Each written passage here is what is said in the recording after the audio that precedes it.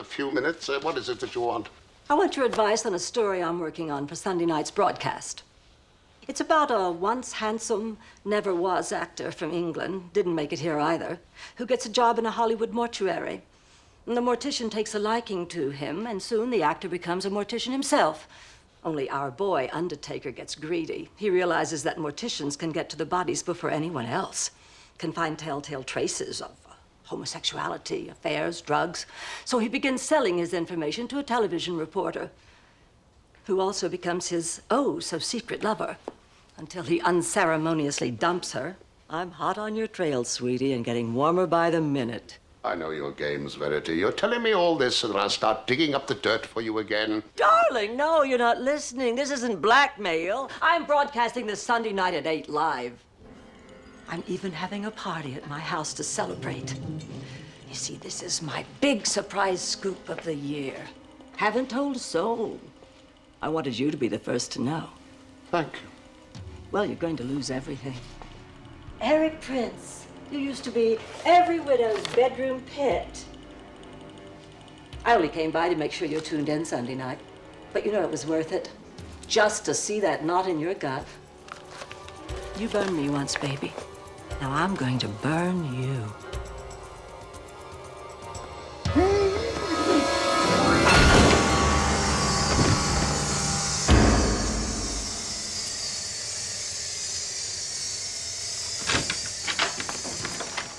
Oh, it's getting close. Yes, I'm aware of that. I was just checking the new equipment.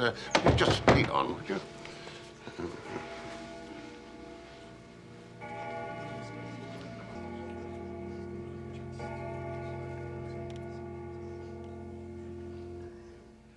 Chuck Houston was the kind of man who wore his medals on the inside, earning him the Purple Heart. May we always remember him.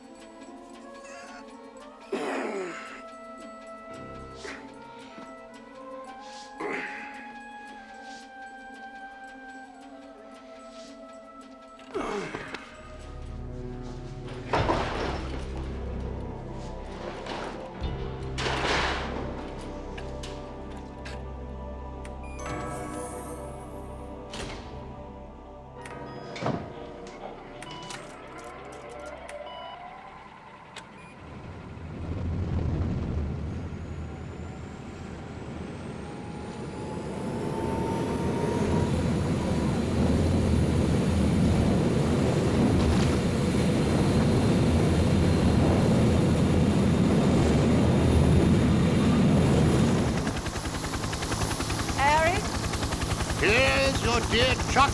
Thank you. And of course, we mustn't forget this.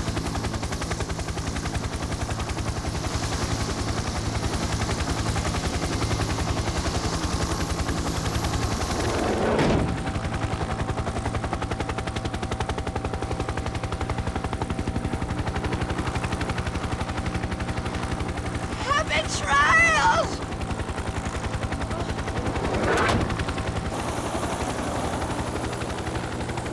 Also, there's a Mr. Lurby, pre-planned funeral. The deceased arranged it 2 years ago. The cause of death?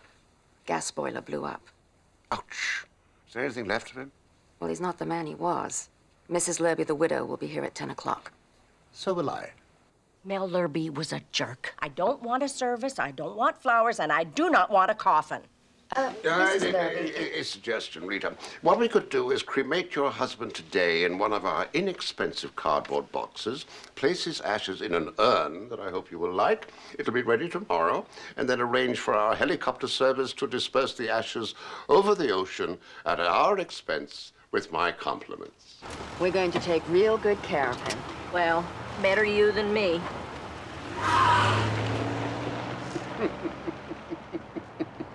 Interesting woman. I'll cremate Mr. Lurby's remains myself as soon as they arrive.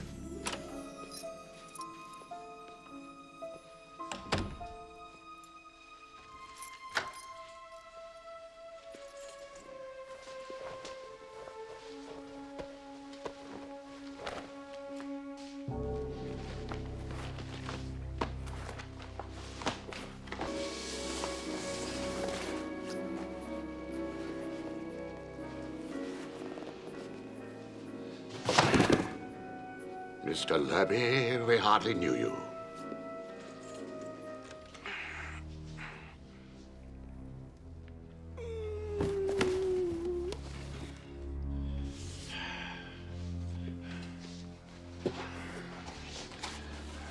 Gentlemen, I fear this is for double occupancy.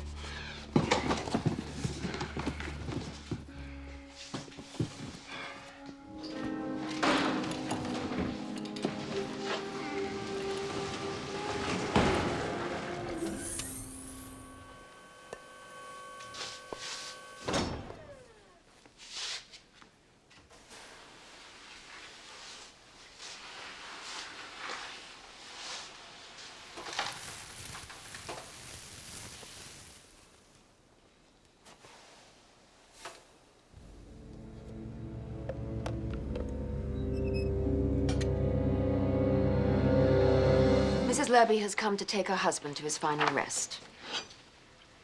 Our condolences. Oh, jeez. He's heavier now than when he was alive. Has Madam selected a place for dispersal? The ashes are going to be dispersed over the ocean by our helicopter at 8 o'clock tonight. Everything would burn in that oven. Of course, there are exceptions. Some things you can't cremate. Pacemakers, for instance, they're made of titanium. Mr. Houston, he didn't have one of those, did he? A pacemaker? No. In case you were wondering, Miss Chandler, she didn't wear a pacemaker. I wasn't wondering. Yeah, but she did have one of these. This is a pager. She had this model, sir. Oh, she carried this with her everywhere, probably in her pocket. And this would tell her when she received email messages from the computer. And you know, on the day she disappeared, she received messages, oh, let's see, 11:13 and 11:57. But then, at 12:32, the pager cut off. No more signals. Kaput. What do you think caused that? That is a burning question, sir. I think she was dead. Really? Yeah, I think she was killed right here at the Houston service. But what would the killer do with the body? He would get rid of it. He'd cremate it. But there was only one cremation that day. That was Chuck Houston's, and I did it. Yeah, so the killer would have had to have switched the bodies. Switched Chuck Houston with Miss Chandler. I see. So if he had switched the bodies, that would explain how the pager went kaput. Yes, sir. It would. Yes, I see. Well, since there was only one cremation that day, and I performed it, that would make me the murderer. Do tell me, do you have any bodies? No, sir, I don't. So if you don't have any bodies, you can't prove that there was a switch. No, sir, I can't. No bodies, no case. Mm-hmm. I suppose so. Yeah, well, that's the tricky thing about burning questions. Once they're burned, they're just ashes. Ashes. Just precisely what is going on here, Lieutenant. Oh, it'll all be all right, sir. Just to verify for my report, did you cremate Mr. Houston on 12:20 p.m. Thursday afternoon? I did. Very good. You, sir, the pilot, they tell me they call you Joe. Come on over here, Joe. Bring that bag with you. Are you the pilot that works for the Prince Funeral Home? Yes, sir, I am. And on Thursday, did this woman, Miss Houston, bring ashes aboard your copter and tell you to fly over the Hollywood sign? Yes, sir, she did. And did she then dump those ashes over that sign? She did, Lieutenant? I'll take that bag, thank you. Did you report that? No, sir, I didn't. All right, report to the squad car, please. Thank you very much. The name Larrabee written here. Did you write that Friday night when you cremated the body? Yes, I did, but how the blazes I did this... radioed the pilot, You did what? ordered him back here. His license is in jeopardy. Forgive me, ma'am. I'm Lieutenant Columbo. We met this morning. I'm afraid I had to confiscate your husband's ashes. Oh, no. He's like a bad penny. One question. Was your husband a war hero? War hero. He was never in any war. Never served. No, he was 4F, just like everything else in his life. Never decorated, ma'am. Of course not. Isn't that something? Because I'm thinking of Chuck Houston, who was not only a movie idol, he was a legitimate war hero. Fought all across the Pacific, was wounded, hospitalized, endured pain. You should see his x-rays. He even had them framed. Walked with a limp to the day of his death. Now, Mr. Prince, if you did cremate Chuck Houston on Thursday, as you claim, when Mrs. Houston spread those ashes over the Hollywood Hills, Chuck and everything with him ended up on that hillside. But if you didn't, if instead his body was switched,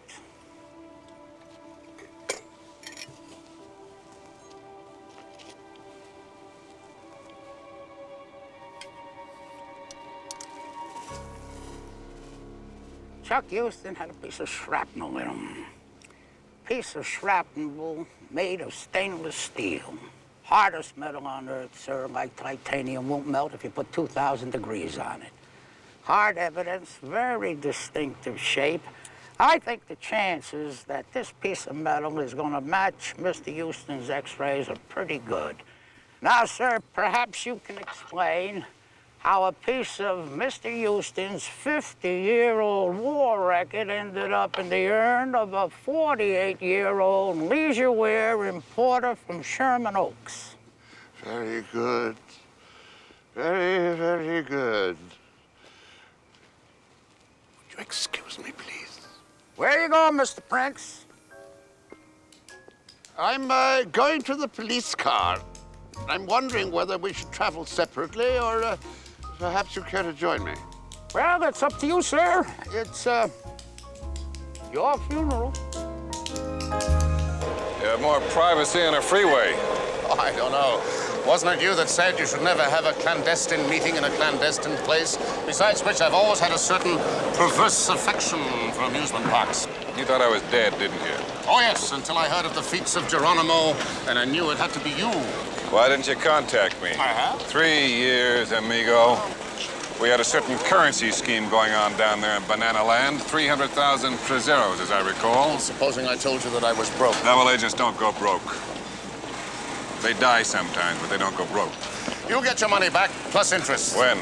Of course, I could write you a personal check, and then we'd both be tossed into the Potomac. I said when. I want cash. And I'll worry about the laundering. I was afraid about that. You'll get Sir? the cash, yes? Sir, I've just taken your photograph. Have you? Yes, and if you would like a print of it, please stop by the booth on your way out. I'll have them ready for you. Oh, really? I can stop by any time? Anytime. Well, in that case, I'll be seeing you. Thank you so much. I'll bet you were disappointed when I showed up alive. Oh, I'm not that greedy. But the Tupamaro had you cold. How do you do it? How'd you get away? On day one, I had 2 of their people on ice. It was a matter of a simple exchange. Then the director wanted to make it look like I was dead. Ah, yes, the director. Tricky fellow, our director. What's this caper all about? This is a naval code on microfilm in the possession of a crafty old buzzard by the name of Steinmetz. He'll require a series of meetings to make sure that he's not been set up. Is he? All we're interested in the moment is the microfilm. When and where? Tonight, 11 o'clock, Sinbad, Santa Monica Pier. Do you remember the routine that we used in La Paz in 1967? Clickety-click. It's the same one. Clickety-click. Why all the jazz? Oh, this is the way that Mr. Steinmetz would like it. When did you use one of your men out here? There's too much money involved. Besides, our director doesn't want Mr. Steinmetz tracing back to me. But you are setting him up. Perhaps, but not at this time. I'll take care of the photo stand for you, and I'll be in touch. Have a nice evening.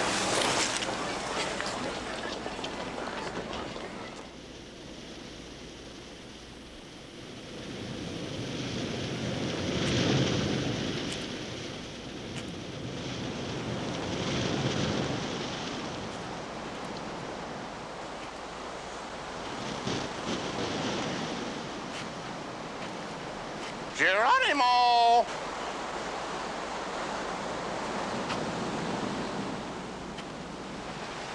What are you doing down here? Just taking the air.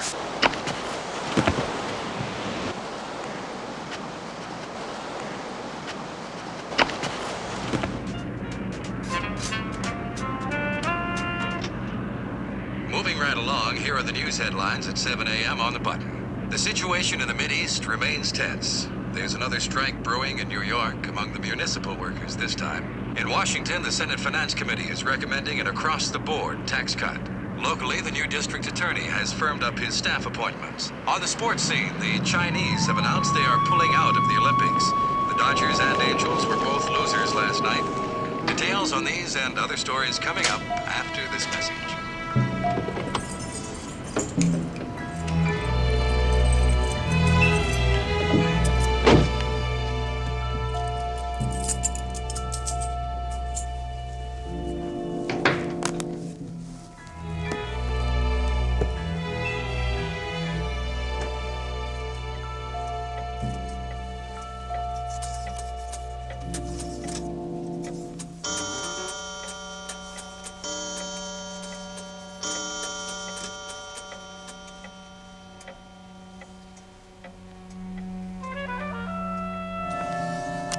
Speech for Mr. De Fonte to be delivered before the commodity brokers' luncheon.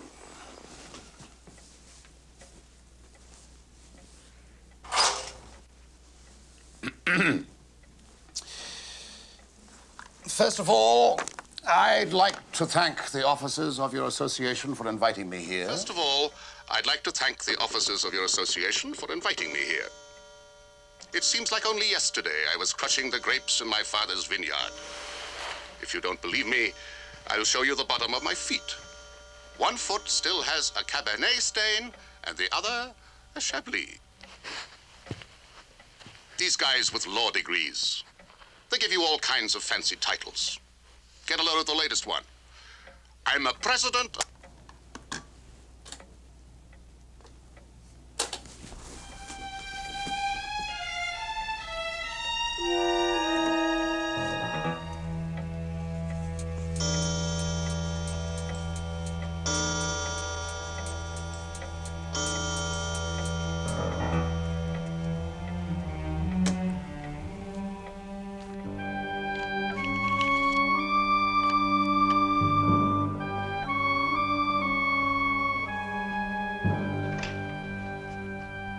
Yes, it was terrific.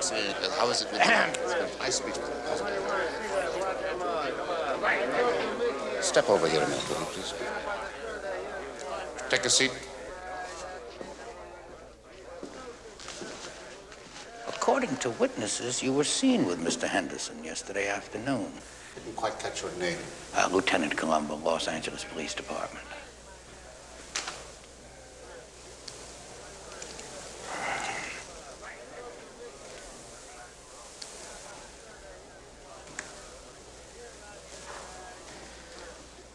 Until what time, sir, were you with Mr. Henderson? Oh, I suppose I left him between 5:30 and 6, something of that nature. Do you have any idea what Mr. Henderson's plans were after he left you? Well, not at all. I imagined that he was going back to the hotel. Oh, yes. Yes, he did say that he was going to take a drive out to the beach and see it at night. Never seen it before. East Coast man, you know. Apparently, that's just what he did, sir. He was found murdered there last night in a place called Mugger's Haven. Mugger's Haven? Yes, sir. It's all very sad. It's puzzling, isn't it? Well, it certainly is to me, sir. I can't make head nor tail of this whole thing. You'll have to excuse me. I have things to do here. You'll appreciate we all have to do our little bits from time to time. If I can help you in any way whatsoever, please don't hesitate to contact me now that you know where I am. Oh, thank you very much, sir. Thank you. Good day, sir.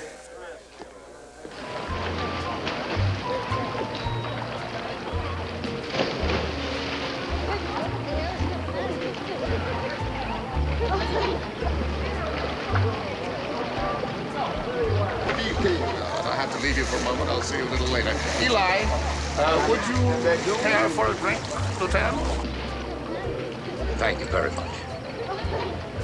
But I could use one of those. Help yourself. Thank you very much. I'm really sorry to bust in on you like this, but I'm sure you'll understand. Sir, you still haven't told me where you were when Mr. Henderson was killed. Oh, I see what you're after now. Well, let me see if I can tell you. I returned to my office that evening. I wrote down and dictated the speech for Defonte. You remember the one. You were there. You heard it. You can check with my secretary if you like. Her name's Ruth. Let's get back to Earth. Good morning, Mr. I'm a Brenner. simple farmer Good morning, sir. in the Imperial Valley. It just happens to be 400 miles wide. That's all. Morning. My papa, from whom I learned the business, told me years ago when I started out, Salvatore, to be a successful, you gotta know two things. Who buys or who sells your crop, and the weather. Well, we got the water down in our valley. That takes care of the weather. Now let's get Bene, serious grazie. for a moment. This is important. Your secretary was kind enough to provide this tape. Of course, I have a warrant for it. You told a lot of lies, sir. Of course, most of them can be explained in your capacity as a spy, but not the big one. Not your whereabouts at the time of the murder. I want you to hear the tape. Yes, I'll hear it. By all means, go ahead. It's terrific. Pay strict attention to the early part. Speech for Mr. Defonte to be delivered before the commodity brokers' lunch. Right here. That sound.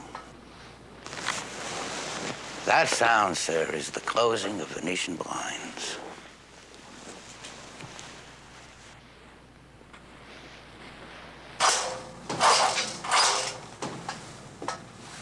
That's the sound. So I closed the blinds. What's so special about that?